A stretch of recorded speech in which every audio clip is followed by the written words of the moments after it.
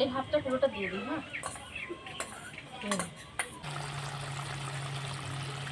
তো গরম গরম কাঁচা ইলিশের ঝাল তো একদম রেডি হয়ে গেছে।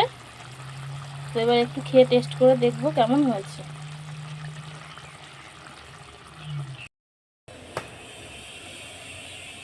নমস্কার বন্ধুরা, ইসমাইল কিচেন অ্যান্ড ব্লগে আপনাদের সবাইকে স্বাগত জানাই। আশা করছি আপনারা সবাই ভালো আছেন।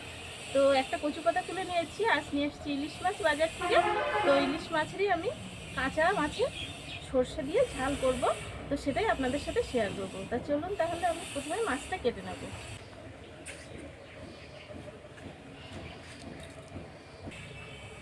তো দেখুন, বাজার থেকে দুটো ইলিশ নিয়ে এসেছি মাঝারি সাইজের।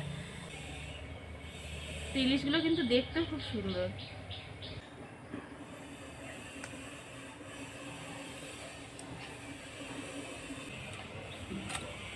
মাছের এই মাথা দুটো দিয়ে কচু শাক রান্না করতে হবে।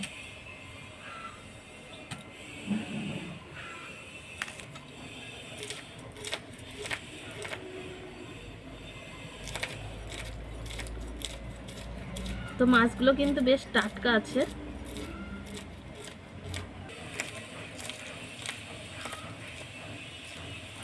মাছের পেটগুলো বেশ টেপা টেপা আছে।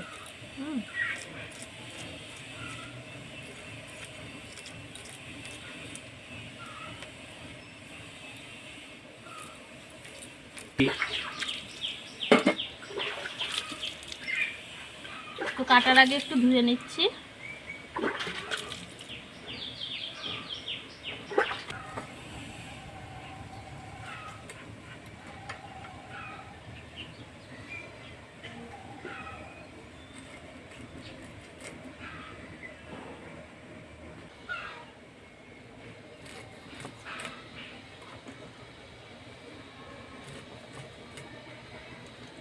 তো পিসগুলো আমি বেশ বড় বড় করেই করেছি। তো দেখুন, মাছটা কাটা হয়ে গেছে আমার।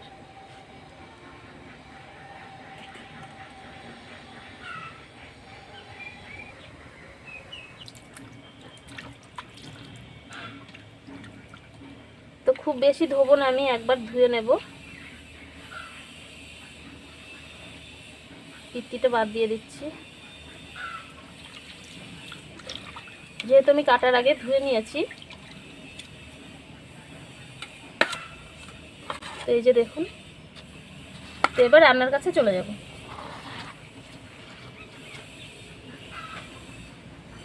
তো মাছ টাছ তো ধুয়ে বেছে নিয়ে চলে এসেছি। তো এখানে আমি নিয়েছি কাঁচা লঙ্কা, তো গাছের একদম টাটকা কাঁচা লঙ্কা, আর সরিষা। আমি এখানে কালো সরিষা নিয়েছি। তো প্রথমে সরিষা আর কাঁচা লঙ্কাটা আমি একটু বেটে নেব।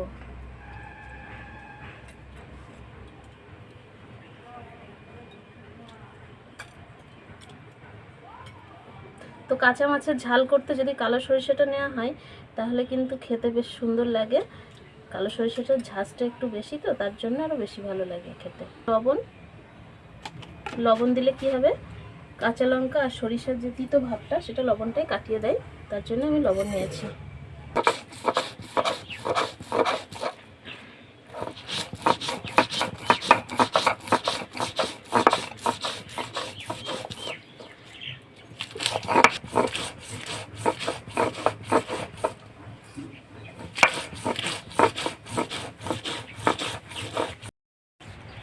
তো মশলাটা আমার বেটে নেওয়া হয়ে গেছে, আমি এবার তুলে নেব।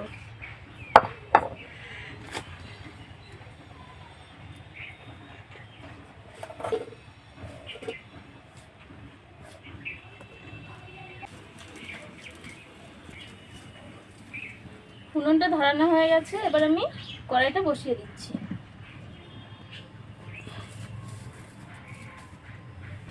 তো কড়াইয়ের ভিতরে একটু জল ছিল, জলটা মুছে দিলাম ভালো করে তাড়াতাড়ি। তো কিছুদিন তো পরপর খুবই বৃষ্টি হলো, তো জ্বালানিগুলো যেন সব নরম হয়ে গেছে, ধোয়াও হচ্ছে বেশি, সেই জন্য। সব তো রেডি এখানে। তো কড়াইটা গরম হয়ে গেছে, কড়াইতে দিয়ে দেবো সরিষার তেল। কড়াইতে আমি সরিষার তেল দিয়ে দিচ্ছি। মধ্যে দেব 1 চামচ পরিমাণ কালো জিরে।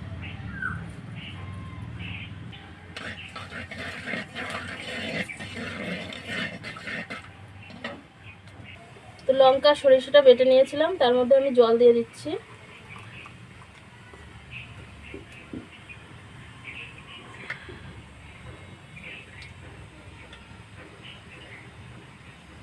তো এই সরষে আর লঙ্কার যে জলটা ছেঁকে দেবো, একটা ছাঁকনি নিয়েছি।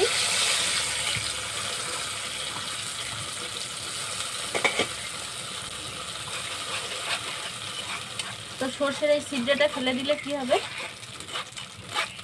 খেতেও ভালো লাগবে, আর তাছাড়া এই ছিদ্রেটা থাকলে দেখতে অতটা ভালো লাগে না, এটা স্বাস্থ্যের পক্ষে অতটা ভালো না খাওয়ার জন্য। তো আমি আরেকটু জল দিয়ে দিচ্ছি।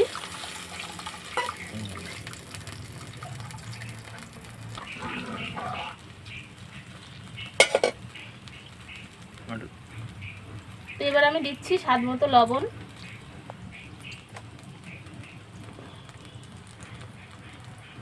দেব পরিমাণ মতো হলুদ,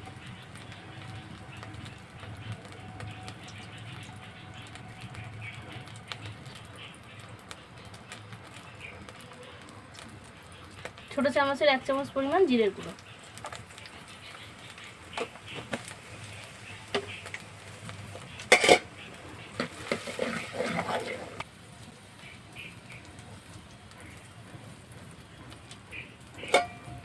তো কিছুক্ষণের জন্য একটু ঢাকা দিয়ে দিচ্ছি।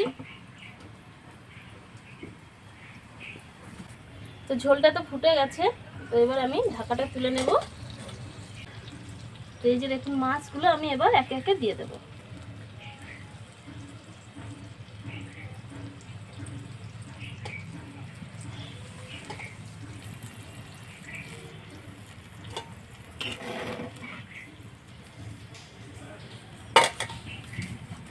মাছটা দিয়ে দিয়েছি, আমি আবার ঢাকা দিয়ে দেবো। তো মাছটা তো ঢাকা দিয়ে দিয়েছি, ঢাকা দেওয়ার পর আমি 5-7 মিনিট একটু ফুটিয়ে নেব, নেওয়ার পর আবার ঢাকাটা তুলে দেখব। তো কিছুক্ষণ আমি মাছটা ফুটিয়ে নিয়েছি, এবার আমি ঢাকাটা হালকা করব।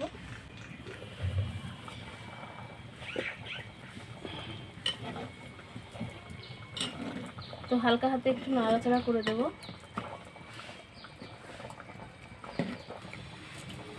কয়েকটা কাঁচা লঙ্কা আমি মাথাগুলো এইভাবে একটু চিড়ে নিচ্ছি।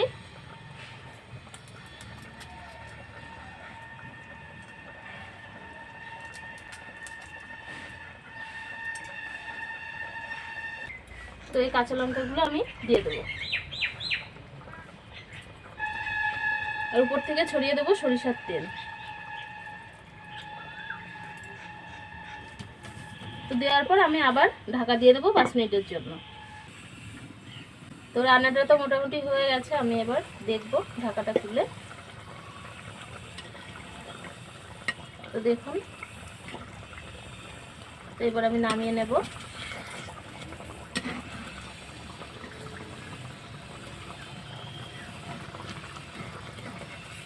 মাছটাও খুব সুন্দর সিদ্ধ হয়ে গেছে, যেহেতু ইলিশ মাছ সিদ্ধ হতে বেশি সময় লাগে না, খুবই নরম মাছ।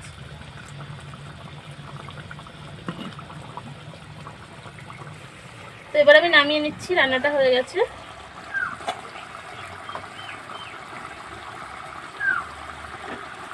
তো এখনো ফুটেই যাচ্ছে টকবক করে।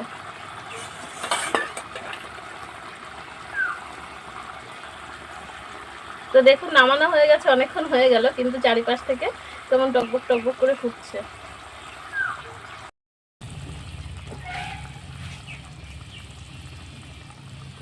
রান্নাটা যেহেতু মাটির পাত্রে করা হয়েছে, তো খেতেও কিন্তু খুব ভালো লাগবে। দেখতে দেখুন অসাধারণ লাগছে, সাইড দিয়ে তেলটা ছেড়ে দিয়েছে।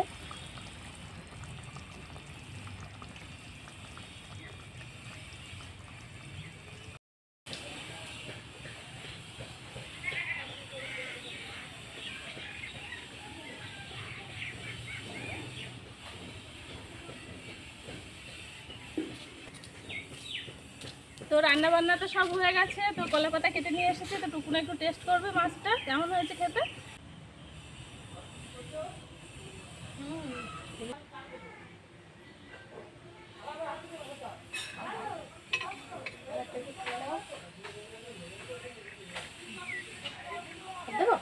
তো কাঁচা ইলিশের ঝালটা মা করেছে, আমি দেখবো খেয়ে কেমন হয়েছে। একটু ঠান্ডা হোক। এটা নিয়ে এই যে একটু মাছ নিয়েছি, ভাতের সাথে নিচ্ছি এবার।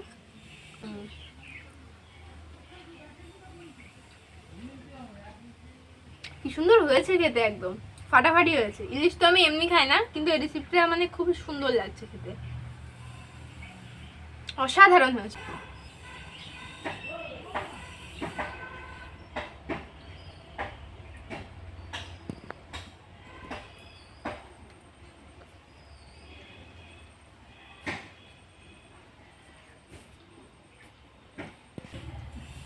তো ইলিশ মাছের এই কাঁচা ঝালটা তো খুব ভালো ছিল। এবার আপনাদের যদি রেসিপিটা ভালো লাগে থাকে তাহলে চ্যানেলটি সাবস্ক্রাইব করবেন, ভিডিওটি শেয়ার করবেন, লাইক করবেন।